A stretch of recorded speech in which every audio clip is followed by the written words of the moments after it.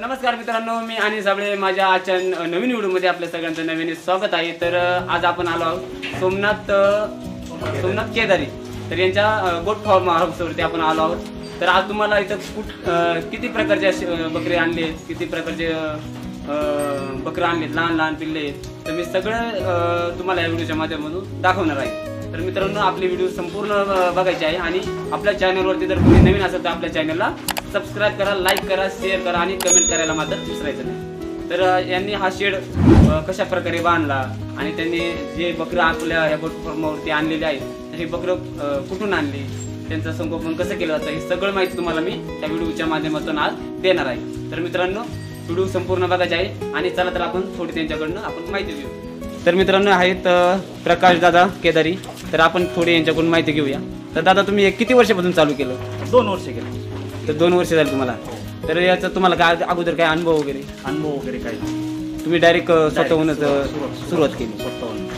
तर आतापर्यंत किती बकरे तुमच्या 25 बोकड आहेत। 25 बोकड आहेत, 7 शेळ्या आहेत। 7 शेळ्या आणि 25 बोकड। तर यांना लागणार खाद्य तुम्ही कशा प्रकारे देता ते थोडं माहिती द्या आम्हाला। खाद्य सकाळी सोयाबीनचा भुस्सा देतो 9 वाजता, 9 12 नंतर मग हरभऱ्याचा भुस्सा 2 वाजेपर्यंत, साधारण 3 नंतर मका आणि गवती खाद्य त्याचं आपण कुट्टी करून त्यांना खायला घालतो। नंतर पाणी वगैरे जागेवर सगळं सिस्टमॅटिक आहे। तर मित्रांनो, तुम्ही बघू शकता, हे बघा अशा प्रकारे जुगाड केलेला आहे। खाली स्टँड वगैरे आहे आणि त्याच्यावरती हे टप, आणि या टपामध्ये बकऱ्यांना पाणी पिण्यासाठी त्यांनी अशा प्रकारे व्यवस्था केलेली आहे। तर तुम्ही बघू शकता। तर किती प्रकारचे शेळ्या आहेत आपल्याकडे? आपल्याकडे 2 प्रकारच्या शेळ्या आहेत। ही शिरोई जातीची, ही गावठी, आणि आपली ही क्रॉस बेटेलची ही शेळी। तर ही आहे शिरोई जातीची, शिरोई जातीची ही तिचा बोकड येत नाही। आणि हे हा बोकड त्या शेळी जाते? हो, त्या शेळी जाते, शिरोई जाते। आणि ही बिट ही क्रॉस बेटल। तर ही क्रॉस बेटल आहे, ही गाभण शेळी। आता किती दिवस झाले लागून? तरी 3 महिने झाले। 3 महिने। आणि ही सगळे बोकड, हे बघू शकतो तुम्ही, सर्व बोकड आहे। 6 वर्षाचा बोकड आणि 1 वर्षाचा बोकड आहे त्यांच्याकडं। तर मी तुम्हाला तो बोकड पण दाखवतोय।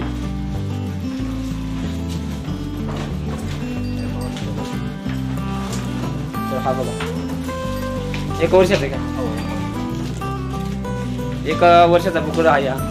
तर याची मागणी तर किती पर्यंत होईल अंदाज? मागणी तरी 25,000 पर्यंत जायला पाहिजे। तर आपण त्याचे दात दाखवणार आहे ते। तर 2 दाती बोकड झालेला आहे।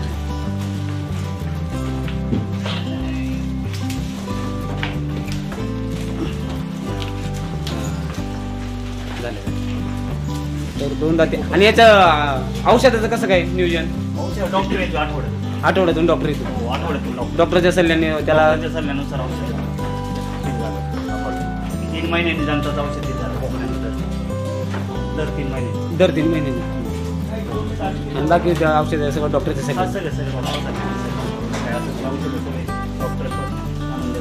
सगळं तेच बघणार।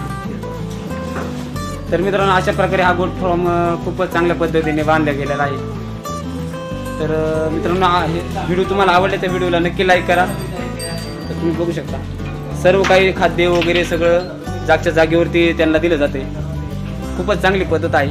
आणि हा जो शेड बांधलेला आहे हा तुम्हाला ग्रामीण भागामध्ये एकाच ठिकाणी, ते म्हणजे आपल्या खैरे गावामध्ये सोमनाथ दादा केदारी यांनी हा गोट फार्म उभा केलेला आहे। आणि आपल्या ग्रामीण भागामध्ये जास्तीत जास्त शेळीपालन जास्त करून केलं जाते, पण बंदिस्त शेळीपालन जास्त करून केलं जात नाही। तर जे बंदिस्त शेळीपालन तुम्हाला बघायचं असेल तर तुम्ही या सोमनाथ दादा गोट फार्म हाऊसवरती तुम्ही कधी पण येऊ शकता। तर खूपच चांगल्या प्रकारे या शेळीपालनाचा व्यवसाय त्यांनी चालू केलेला आहे। तर आपण स्वतः सोमनाथ दादा केदारी यांच्याशी संपर्क साधून त्यांच्याकडून थोडी आपण माहिती घेऊया।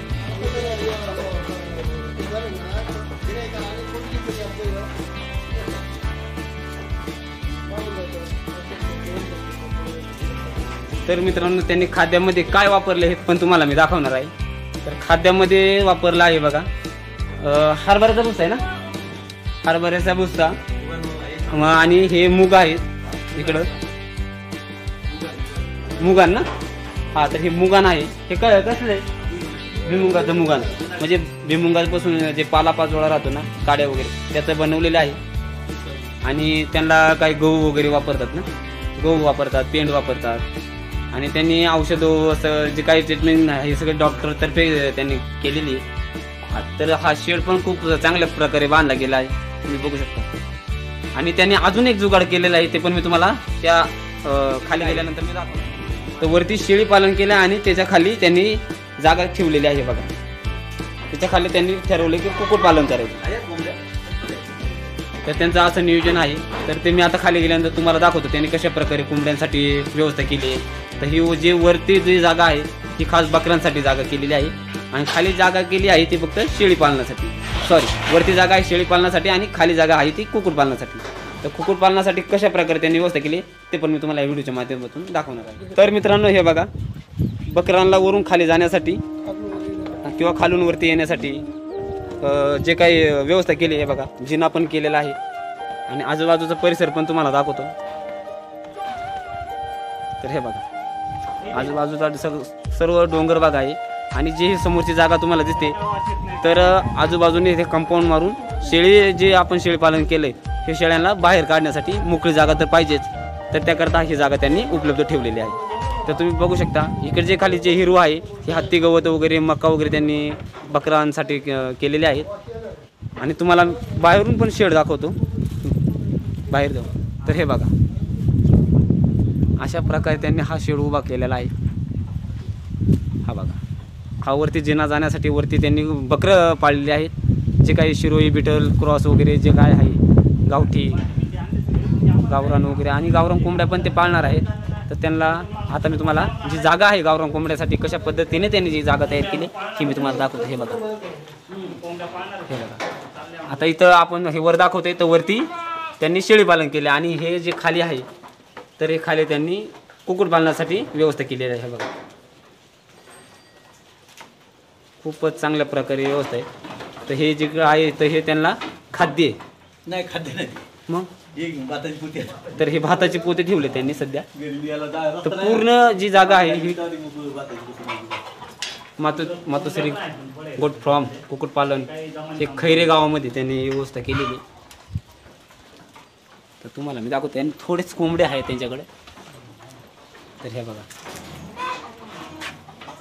अशा प्रकारे त्यांनी व्यवस्था केली आहे. तर मित्रांनो खूपच सुंदर असा शेड आहे. जर तुम्हाला कधी बघण्यासाठी यायचं असेल तर जुन्नरपासून तर निमगिरी 24 किलोमीटर आहे. ही किती किलोमीटर आहे? 26-27 असेल ना. तर जुन्नरपासून 27 किलोमीटर अंतरावर ते खैरे गाव म्हणून ह्या गावामध्ये सोमनाथ दादा केदारी यांनी खूपच चांगल्या प्रकारे गोट फार्म उभा केलेला आहे. तर जर कोणाला बघण्यासाठी यायचं असेल तर तुम्ही आवर्जून येऊ शकता. तर हे आहेत आमचे सोमनाथ दादा केदारी. तर यांनी खूप मेहनत करून हा शेड उभा केला आहे. त्यांनी चांगल्या प्रकारे हा जो व्यवसाय चालू केला आहे तर खूपच सुंदर. तर अशा आपल्या आदिवासी भागामध्ये ग्रामीण भागामध्ये या सह्याद्री भागामध्ये आजपर्यंत असा गोट फार्म कुठेही तुम्हाला बघायला मिळणार नाही. असा गोट फार्म आपल्या ग्रामीण भागात त्यांनी उभा केलेला आहे. तर मित्रांनो पाहण्यासारखं आहे, तुम्ही कधी येऊन बघू शकता. आणि काही माहिती पण घ्यायच्या ते आपल्याला माहिती पण देतील. तर हे बघा त्यांनी जे कुक्कुटपालन केलं आहे तर हे कुक्कुटपालन तुम्ही बघू शकता. आता त्यांच्याकडे हे थोड्या गावठी कोंबड्या आहेत गावरान. तर अजून ते कोंबड्या भरणार आहेत. तर मित्रांनो आजची व्हिडिओ तुम्हाला कशी वाटली कमेंटवर तुम्ही नक्की कळवायची आहे. तर एक आपण त्यांना विचारू हे किती बाय किती फुटाचं आहे? 30 बाय 50. लांबीला असं 50 आहे आणि असं 30 आहे. कसं हे असं लांबीला 50 आणि असं 30 आहे. ही जी मागं जागा काढली कशासाठी काढली? राहण्यासाठी. तर ही त्यांनी राहण्यासाठी जागा काढलेली आहे. तर त्याची आणि उंची किती आहे? उंची हे 14 फूट. 14 फूट. तर मित्रांनो हे 14 फूट उंच आहे आणि लांबी 50 फूट लांबी आणि रुंदी. तर मित्रांनो अशा प्रकारे आपला प्रकाश दादा केदारी यांचा हा गोट फार्म आहे. तर खूप मेहनत करून त्यांनी हा उभा केलेला आहे आणि आपल्या आदिवासी भागामध्ये असा गोट फार्म कुठेही बघण्यासाठी मिळणार नाही. तर मित्रांनो आवर्जून तुम्ही या गोट फार्म बघण्यासाठी कधी आलात तर खैरे गावामध्ये बिंदास येऊ शकता. तर त्यांचा नंबर पण मी तुम्हाला लिंकमध्ये देणार आहे. तुम्ही त्यांच्याशी संपर्क पण साधू शकता. तर मित्रांनो असेच व्हिडिओ मी तुमच्यापर्यंत पोहोचवण्याचं काम करणार आहे. तर आपल्या चॅनलवरती कोणी नवीन असाल तर आपल्या चॅनलला सबस्क्राईब करून घ्या. तर मित्रांनो भेटूया आपण अशाच नवीन पुढच्या व्हिडिओमध्ये. तोपर्यंत तुम्ही तुमची काळजी घ्यायची आहे. तर मित्रांनो मी इथं थांबतोय. धन्यवाद.